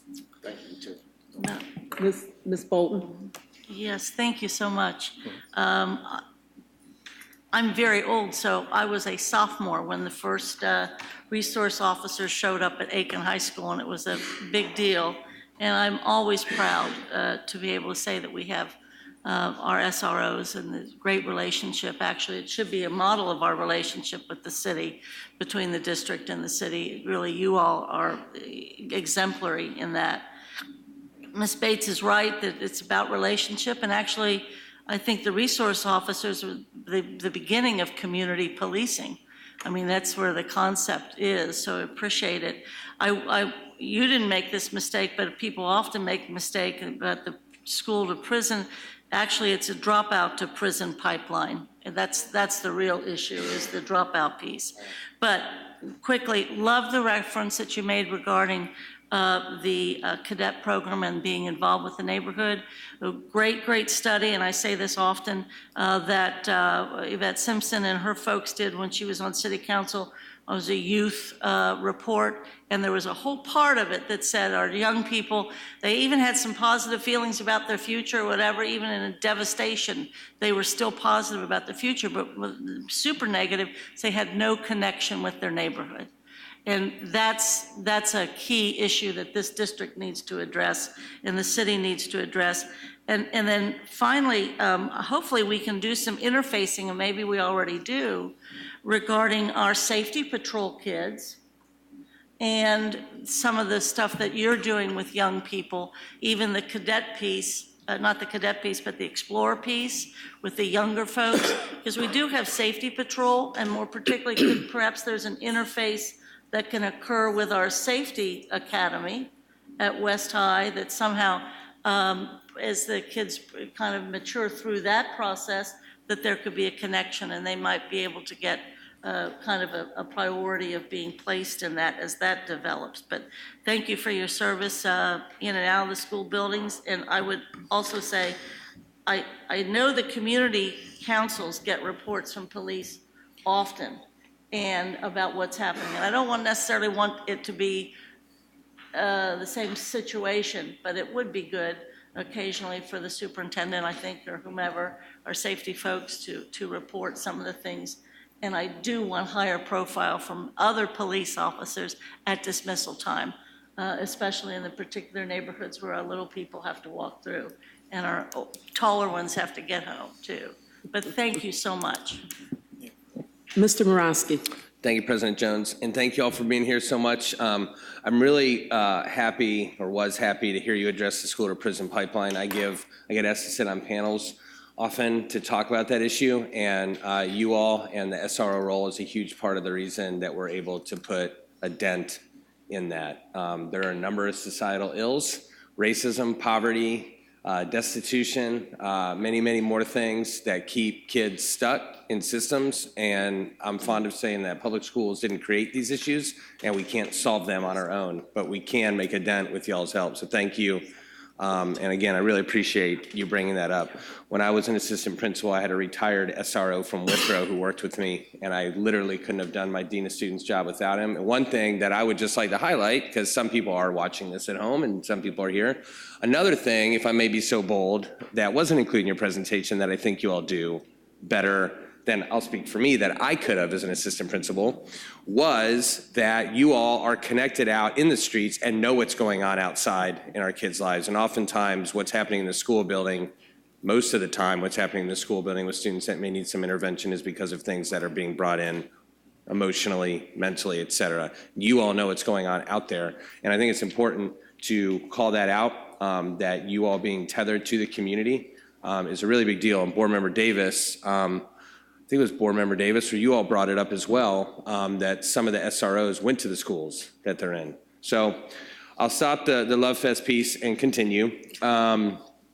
One question I had, either for the officers or for the administration, I'm certain there is data that shows X amount of infractions versus or vis-a-vis Y amount that never had to make it to a closed referral, meaning showing the impact of the program, right? So there is X amount of infractions, interactions with SROs and or Dean of Students and principals, whatever, that were able to be stopped before they got to closed referral, which I think, and I'm kind of going to connect that to how I started, which I think helps prove with numbers that I know Superintendent and I, we were just talking about this before this meeting, helps prove that this program helps put a wedge and a stopgap in that school to prison pipeline. Does that make sense? Did that make sense? So just real briefly, you are correct. We can pull out statistics. I caution though, because a lot of things that are stopped may not even be reported to us. So there could be a lot of occurrences that take place within the schools or right outside the schools, where something has been taken place, an incident has occurred where someone has taken some sort of informal action, enforcement action to stop that and move forward. So when we relate to police statistics, I would be able to provide some sort of information like that, but we just need to be cautious, understanding Sure. what we're looking at there. Okay, I appreciate that caveat. That makes a lot of sense. And that'll kind of roll into my final thing, which was inspired by Board Member Bolton's comment. As y'all were presenting, I couldn't help but think of various community council meetings that I've been in, listening to officers report and how valuable that is and how valuable this was. I actually think it might be a good idea to have a regular report, and I'm thinking in a committee meeting, student achievement comes to mind as the obvious one, because we are talking about the student success in school and how y'all are part and parcel of that. We talk a lot about discipline and student achievement. Maybe it is prudent to have CPD once a month. I might make an assignment to look at that more, because I actually think that would be a good idea. I don't know how student achievement feels, but I might make that assignment. Go for it. Okay. Thank y'all. Okay. Closing remark. It's just a thank you, again, for reporting. You heard a lot of feedback and accolades about the work that you do, and it's very important for us. And so, again, thank you. We look forward to continuing working with you. I will say, having experience in my work life before I retired, your cadet program that came to our summer programs and worked at, a group of very respectful, professional young people who were willing to assist. So I would love for, and maybe other board members have seen them in their work. I know I have, and are very appreciative of that. And also, my last comment is, these two people right here are so well respected among these kids. I can't tell you, I see it all the time. Of course, I knew with Sergeant Tucker because I played softball with her, so I know what kind of person she is. Did she cheat? She talked a lot of smack, but you know, but she held up her end of it. So but anyway, the students love these folks. The students love them. And sometimes all it takes, like we talk about relationships, is their presence. And so, again, they're the best people for the job, and I haven't met all the officers, but I've met quite a few of them, and they do a great job. So thank you again for coming. Yeah. Thank you. Thank you. Okay, so we're going to move on through the agenda. Superintendent Mitchell, do you have a report? I do. I have a very brief report, and actually I don't think that I'm going to use PowerPoint today. Last week, it was remiss of me to not mention, and it showed up in the superintendent's report, 2 of our staff members who passed away, and I did not mention that. And so I'd like to recognize and just have a moment of silence for those people who we lost. David Hartman was a teacher at Dater High School. Elise Waxler was a teacher at College Hill. And I know that most people saw in the news the fact that this week we lost Karen Thompson, who was killed. Her and her entire family were killed in a car accident on Sunday night. And she was a teacher at Taft Elementary, in which she taught for 15 years, side by side, another Karen at her school, which has been just a devastating loss to our district and specifically to that school and to our community as well. She was beloved, as they all were, beloved teachers in our community. And so if we could just have a moment of silence for those people, I think their families would appreciate it. Moment of silence, please.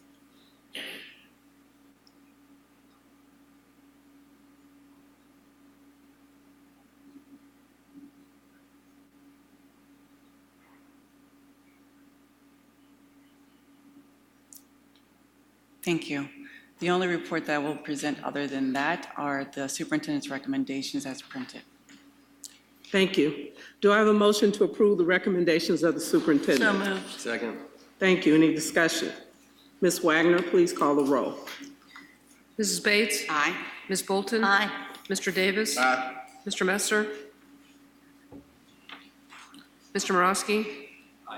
President Jones? Aye. Thank you. Do I have a motion to approve the report of the treasurer? So moved. Second? Second. Excuse me. Any discussion? Yes, Mr. Davis. I got one question on the award of contracts to, I think this is SUDI Informatics. I just wanted to know if they were a minority business enterprise and if any more minority business enterprises made a bid for this work. We can't hear you. Thank you.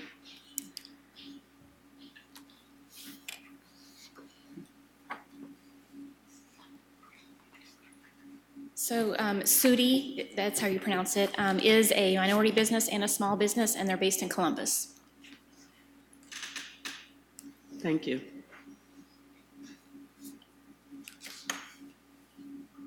Any other questions, Mr. Davis? Anything else? Okay. Any other discussion? Yes, Ms. Bates. I don't know if this is regarding the treasurer's report. Well, it's under master agreements. Would that be later? Or we're not voting on any right now. We're not voting on that. That was a response to an assignment that was made. Okay, I have a question on that, so I'll bring that up later. Okay, thank you. Ms. Wagner, please call roll. Mrs. Bates? Aye. Ms. Bolton? Aye. Mr. Davis? Aye. Mr. Messer? Aye. Mr. Morosky? President Jones? Aye. Thank you. Inquiries and updates. Okay, Ms. Bates first. Two of them. The first one is regarding the Cincinnati Recreation Commission. I attended a meeting last night, and there were two very important votes, and it was interesting that they both came up on the same day. One was the city asked all departments to run a simulation of a 15% budget cut because, as everyone well knows, that the city's experiencing a $19 million deficit. And so the commission approved that last night, and it's very devastating. It's the, it's not that this would occur, but it's the closure of 7 rec centers and numerous pools and many staff members. So I wanted to let you know of that, which would be devastating to our district as well, because we rely on those services so greatly for our children.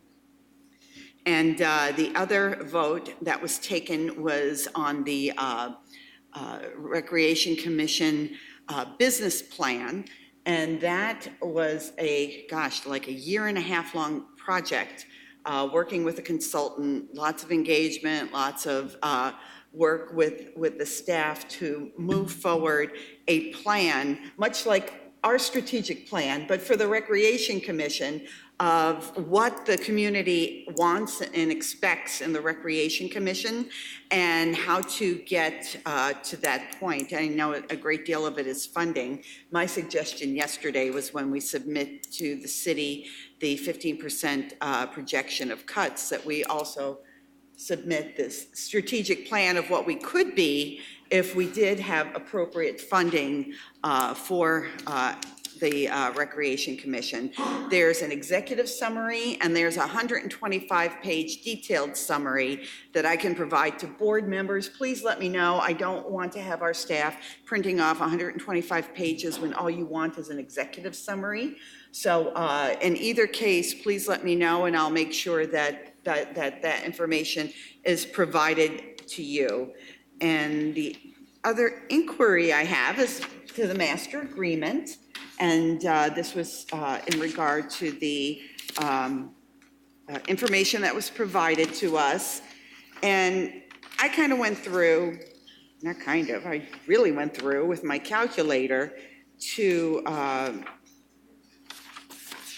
add up what was of particular interest to me was the Mayerson contract. And tell me if I'm off base, but when I calculated all the master agreements, it came to $318,963.16. But our contract with them is for $1 million. So I would like to, and I guess this could be an inquiry or an assignment, how the other $681.36.84 is spent. So I think that really would be important for us to know, especially since we're in a renegotiation year.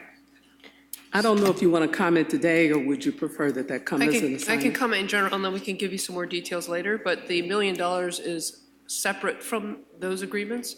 Those sub-agreements to Mayerson are generated from the schools themselves around specific professional development opportunities. The $1 million agreement that we have with Mayerson is about the operations of Mayerson and some of the services that they provide to that, but we'll give you the specific line item details. Thank you. Mm-hmm. Okay. Mr. Morosky? Yeah, thank you. Yes. I'll just have a brief update, and then I can type up stuff. But as you all know, I was at the Council of Great City Schools Policy Legislative Conference over the weekend. The high-level 5 areas that the council will be pushing for, and that they asked Cincinnati Public and the 67 other districts in the council also push for are, as always, significantly increasing funding for ESSA and IDEA formula grants, Title I, II, et cetera. Support for inclusion of the school facilities in any federal infrastructure legislation. As you may be aware, President Trump's Tax and Jobs Act killed quality zone academy bonds and school construction, quality school and construction bonds, which people that have been here longer than me are familiar with from the Facilities Master Plan. Senator Sherrod Brown from Ohio has co-sponsored the Rebuild America's Schools Act that has broad support in the House and with Democrats in the Senate, so that's something to keep an eye on. Again, more of this to come.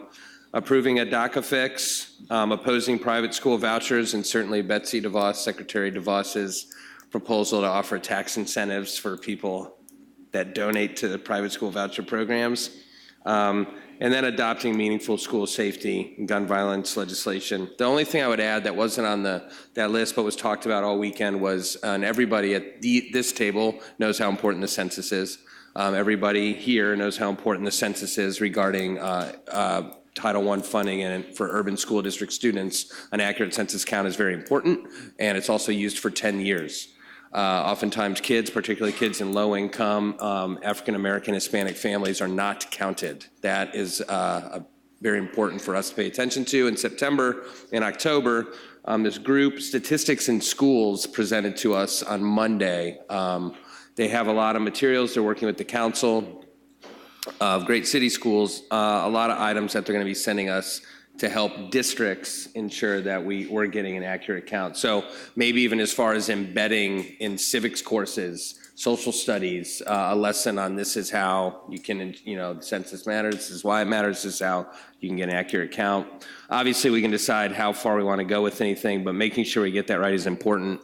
The council at our board meeting on Sunday approved writing an amicus brief as the whole council regarding the census. The other important thing that happened in that 3-hour board meeting, and then I'll be done, and again, type up more detail later, was there's a task force on males of color, and there's a few different task forces. I know Member Bates is familiar with them. She's attended a lot of these out in DC, and Board Member Bolton probably as well. But there are task forces for different things, and it was brought up that we need to be more inclusive. And after much discussion, about an hour and a half of discussion, the task force on Black and Latina girls and the task force on Black and Latino boys was formed. There was much discussion, particularly from Anchorage and southwestern states, districts, regarding inclusion of Native Americans, indigenous folks, and the decision also was made that since we're a national council, we needed to look at the national disparity, which is Black and Latino and Latina, and that individual districts then, with the council's help, could create other ones. We also decided to do away with the term subgroup, and I am going to, just so everybody knows, never use that phrase ever again. I love it. We're going to refer to student groups in all of the council's documents. That the word subgroup was brought up, that it's a little demeaning perhaps. So those are super high level. I'll type up more. Thanks for sending me out there again. Thank you. Other inquiries and updates? Okay, assignments. Ms. Bolton? Yes, thank you. First of all, I'd like to second what Mr. Morosky mentioned about the census. I think that was in my report as well, and I'd like to make it into an assignment, if we could, for the administration to investigate what are the, where and who is developing the local and regional census committees. Because so often Cincinnati Public Schools is overlooked for those sorts of memberships. And it was certainly encouraged at Great City Schools, and I know at the National School Board Association too, that we be a part of that. Because as Mr. Morosky said, those exactly are the folks that are undercounted. So make that assignment to look and see and make ourselves be a part of that census committee. Also, I'd like to assign to the administration, if I could, to review and report back regarding the impact on CPS regarding, as Ms. Bates mentioned, the city budget process and development and what's exactly in the air regarding budget dialogue in the city, whether it's about how we interface with them or what we pay for, or the services that would no longer be rendered as a result of the cut or diminishing those cuts. And then one last thing for both the administration and maybe board staff, and only if the board is in agreement, but I would suggest that we line up a fact-finding meeting sometime in April regarding actually having a hearing and testimony regarding the abatement negotiations. Not so much a board meeting, but rather a fact-finding where we actually invite people to bring their ideas and their thoughts as testimony, if you would. Not limited to the 2 or the 3 minutes, but present to us the idea of how that might proceed. So I'd like to assign that to board staff, if it's the will of the board, and to the administration to find a date and figure out how we might do that as a fact-finding, because I'm not interested in having anybody know what our deliberations are about the abatement piece, but I do think we need to find some information out. Thank you. Mr. Davis? You have an assignment? Yes, ma'am. Okay. I just saw Member Bates, her face lit up, so.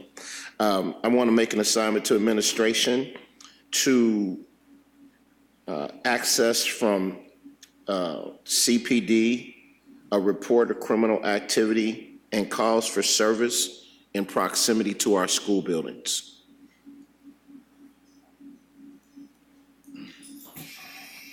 Thank you.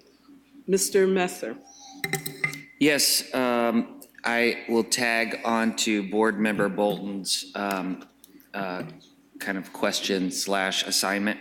I think it would be perfect timing for us to establish the abatement negotiation timeline to coincide with the delivery of our strategic plan.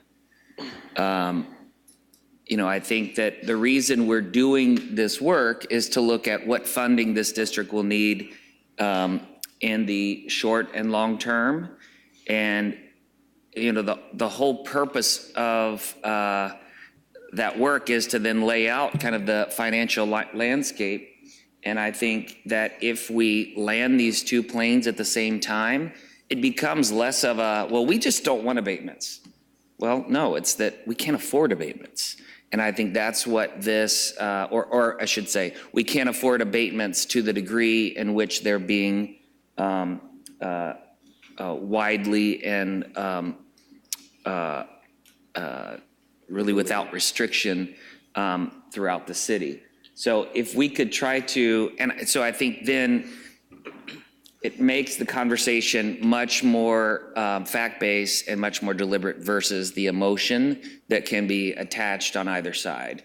And that abatement conversation is purely about what we can literally afford so that we can continue to provide world-class education for our students. And then the second is, I think we've had it in assignments before, and I would just, I think that our number one line item, it's a line item that I think about a whole lot, is our staff. And ensuring that no matter where you are, that we are attracting, of course, but retaining and developing the best talent of any workforce. That's how we will live into so many of the dreams that we talked about in the strategic plan. So therefore, can we get an idea of, if we could do a historical look or whatever, I'd love to see of our, what is our retention rate? There's a huge cost to recruiting, onboarding, and then training employees. So what is our retention rate by building?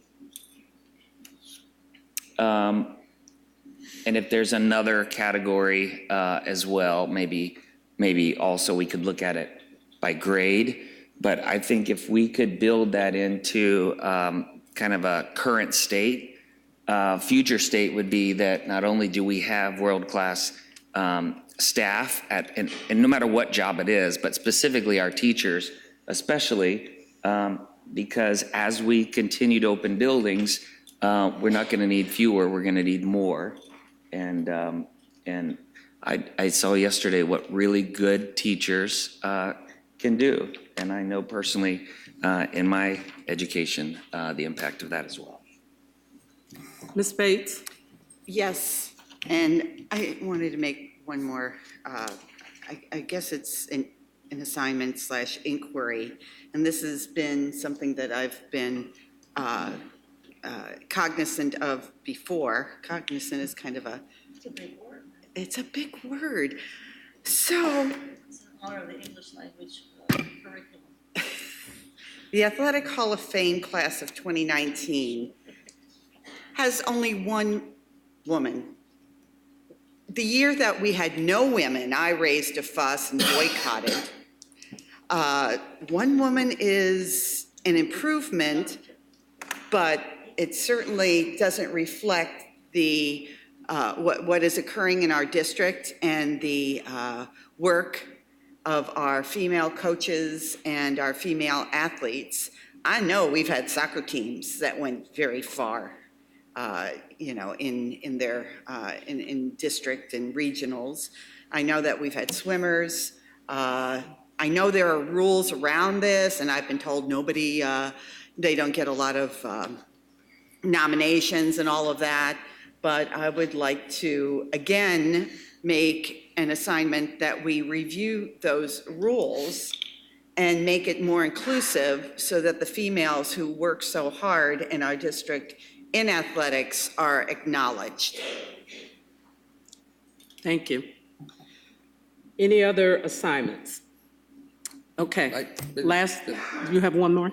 I didn't give any. Oh, no, you want? Yeah. I have one, Okay, yeah. go ahead, Mr. Morosky. I'm not entirely certain how to word my one about the CPD report, so I may look for some guidance. I don't know if it's just student achievement I'll assign it to student achievement to discern whether or not we would be amenable to or interested in having a monthly 10, 15-minute community council style report from CPD. Chris knows one. Thank you. Okay.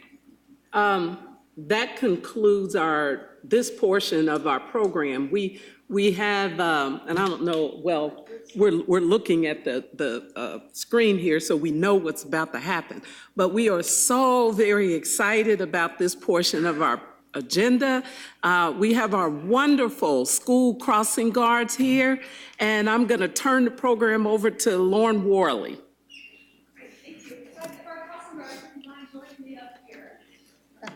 Come on, yeah.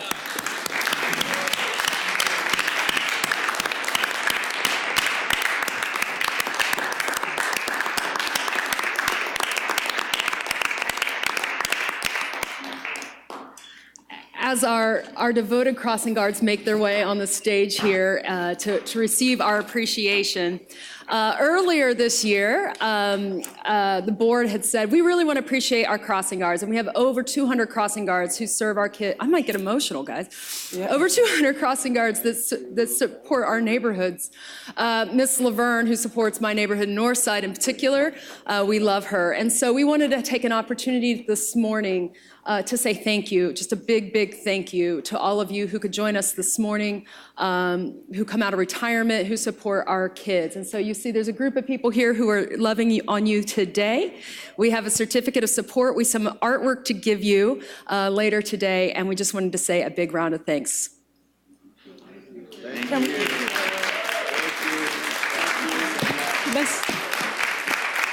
Miss Worley, I know this might take a little time, but guess what? They deserve it. But if we could be introduced to each person. Absolutely, and Chris Simon is here. And the school that they serve, that would be great. And Chris, would you mind coming down here? Chris Simon works with Cincinnati Police. She is actually the ringleader of this motley crew. She is...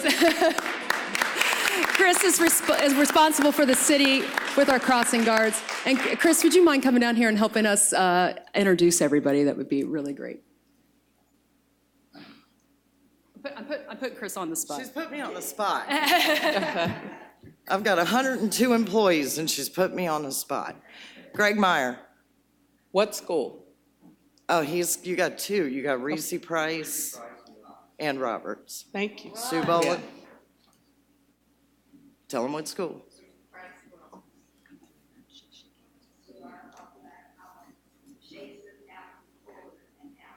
It's you cross for two schools as well.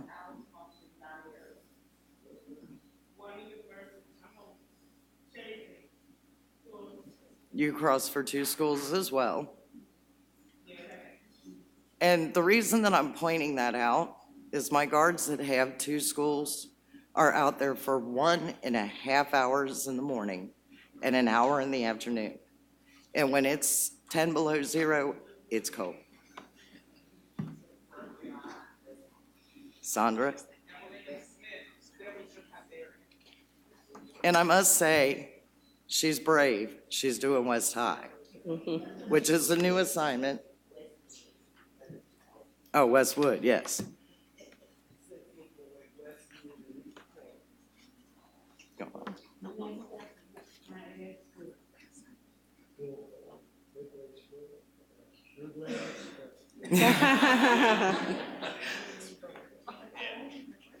This is a husband and wife team, by the way. Get that to Mike. Jody Bonner, right to North Avondale and Clark Ferry.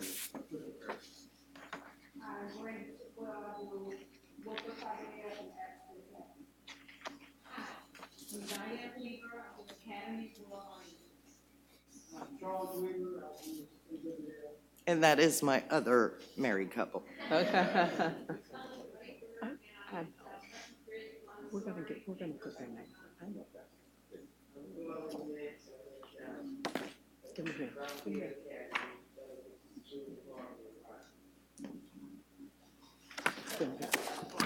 Give me the phone. Okay. We have one more fresh off the beat of welcoming our.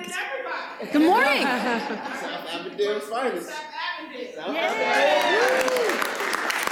We thank you all. Our board members have a certificate of appreciation. Well, because they don't have their names on them yet, we want to make sure, we'll let you see them, but we're going to hold on to them and then make sure we get your names on them.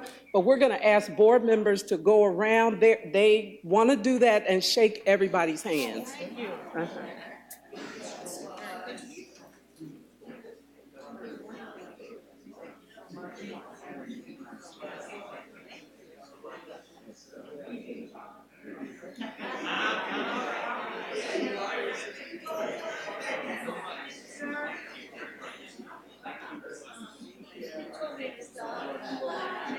Thank you so much. Very couple of process together.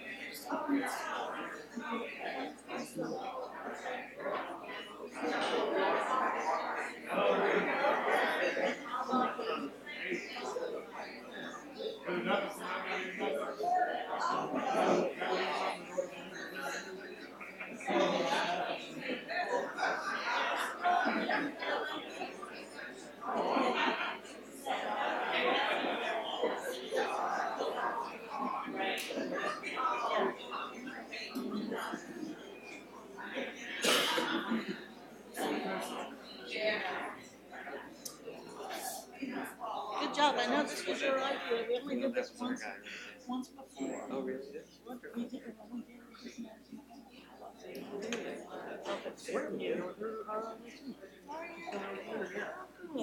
Yeah, this one.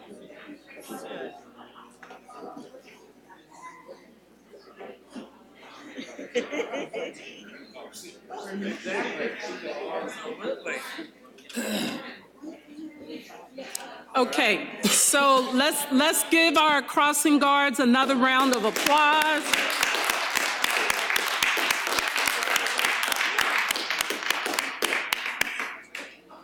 Thanks, y'all. Okay.